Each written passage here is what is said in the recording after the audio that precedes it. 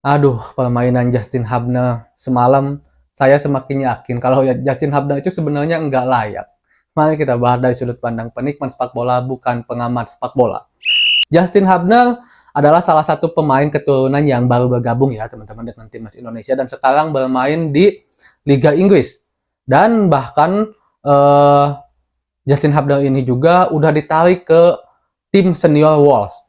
Dan ini tentu bagus bagi timnas Indonesia memiliki pemain-pemain berkualitas, apalagi Justin Hubner masih muda dan memiliki masa depan yang cerah loh gitu teman-teman. Sama seperti Elkan juga.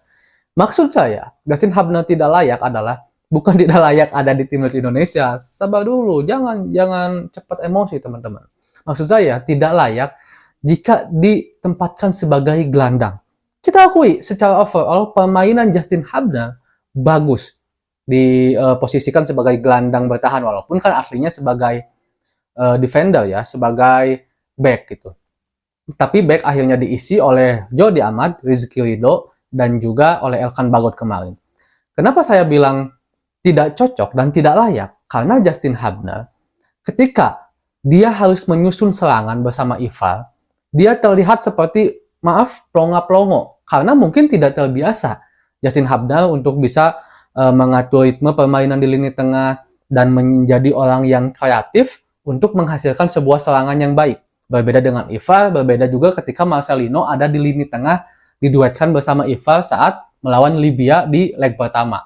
Nah, Ivar, kalau Ivar jangan dibahas lah, udah jelas bagus kalau Ivar Jenner ya. Tapi Justin Hubner terlihat seperti tidak terbiasa. Dia terlihat bingung ketika pegang bola, bisa mengalirkan bola dengan baik, bisa. Dia bisa alirkan bola, tetapi kreativitasnya nggak ada. Hanya sebatas mengalirkan. Tetapi, saya sangat acungi jempol ketika Justin Hubner sebagai gelandang bertahan dan posisi timnas Indonesia sedang diserang.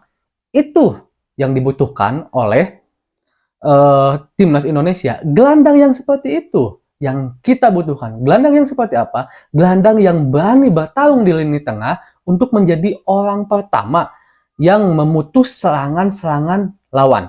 Dan itu dilakukan oleh Justin Hubner. Kita tahu berapa kali Justin Hubner berduel ketika para pemain-pemain tengah dari Libya semalam mulai memasuki area pertahanan kita, mulai menyusun serangan. Justin Hubner adalah orang pertama yang mengganggu berduel, bahkan tidak jarang sampai lawan itu jatuh gitu. Bahkan beberapa kali melakukan pelanggaran, itu nggak masalah. Karena memang gelandang bertahan itu selain mengatur ritme, dia juga harus pandai untuk menjadi orang yang pertama kali memberhentikan, menghalau serangan-serangan lawan atau menggagalkan serangan lawan. Jika dalam posisi bertahan seperti itu, Justin Hubner saya acungi jempol, men. Bagus banget. Dan itu tidak kita temukan di sosok Mark Klok sebagai gelandang bertahan. Sebenarnya kita temui sosok itu adalah di Rahmat Irianto. Tetapi Rahmat Irianto sekarang sedang cedera sehingga tidak bisa bergabung dengan timnas Indonesia. Nah, jadi sekali lagi ya teman-teman, saya urutkan nih, biar nggak jadi salah persepsi gitu. Ketika timnas Indonesia posisi dalam menyerang, sedang mau menyerang, menyusun serangan, Justin Hubner terlihat kurang efektif menjadi seorang gelandang. Ivar seperti tidak mempunyai teman di lini tengah, berbeda seperti saat Marcelino ada di lini tengah saat timnas Indonesia melawan Libya di leg pertama. Tetapi ketika timnas Indonesia sedang diserang oleh lawan, Justin Hubner sangat cocok ada di lini tengah karena dia bisa memutus dan menggagalkan serangan lawan dengan mengganggu-ganggunya. Apalagi karakteristik Justin kan kita tahu preman dalam tanda petik ya. Dia selalu ingin bertarung, dia selalu ingin duel, dan itu memang dibutuhkan oleh timnas Indonesia.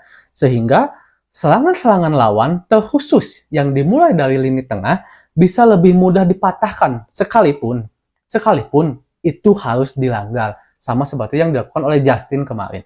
Ini tentu layak ditunggu ya teman-teman. Akankah Justin Hubner ini disimpan sebagai gelandang bertahan oleh Coach Sinteyong di Piala Asia nanti, atau kembali kepada posisi aslinya yaitu sebagai back, atau juga mungkin sebagai cadangan? Kita belum tahu karena ini masih tahap bongkar pasang pemain untuk membentuk formasi yang bagus ya Coach Sinteyong ini. Bahkan ketika saya melihat line up dari awal, saya kira yang akan menjadi seorang gelandang bertahan itu Jordi Amat. Tetapi ternyata Justin Hubner dan Jordi Amat tetap disimpan sebagai back, dan permainannya bagi saya semalam sangat bagus, bisa menutupi kesalahan-kesalahan di lini belakang. Berbeda dengan permainan Jordi Amat di beberapa pertandingan terakhir bersama timnas kan selalu melakukan blunder ya. Mungkin dan mudah-mudahan Jordi Amat dari permainan semalam itu menunjukkan bahwa dia kembali kepada performa terbaik.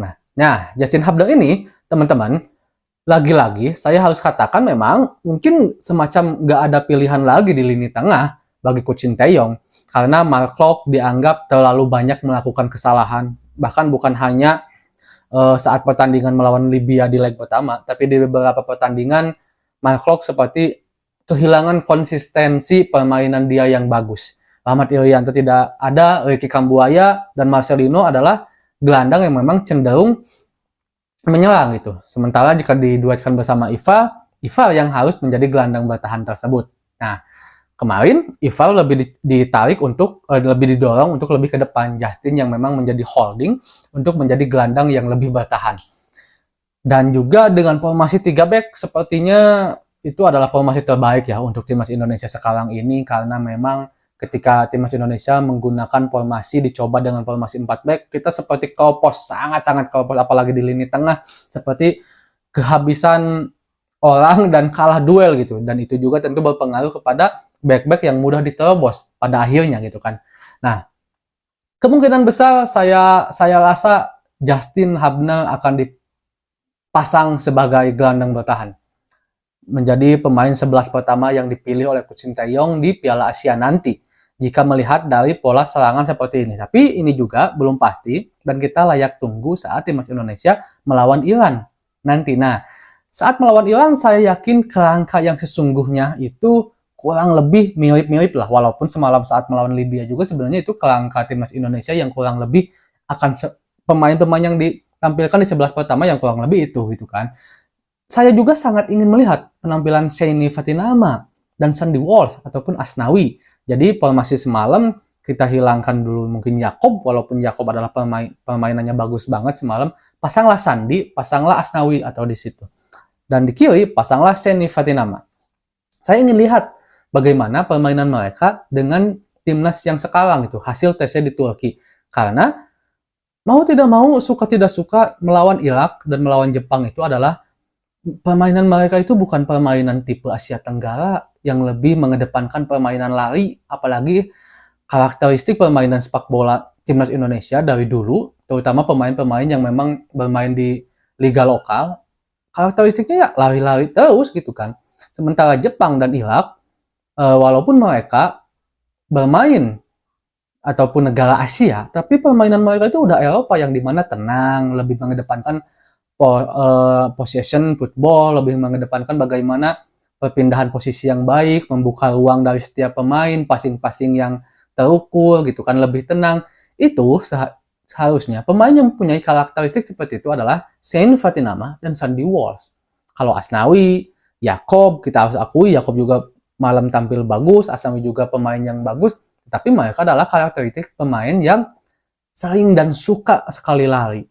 Nah, sementara Sheini Fatinama, Walsh, dan juga sekarang ada Justin, ada Ivar juga, ada Jordi Amat, ada Elkan Bagot juga, akan mendukung permainan timnas Indonesia yang lebih tenang, yang lebih sabar, dan itu akan terlihat lebih efektif untuk menghadapi lawan-lawan yang memang memiliki permainan seperti itu, seperti Jepang, Irak, bahkan sedikitnya Vietnam.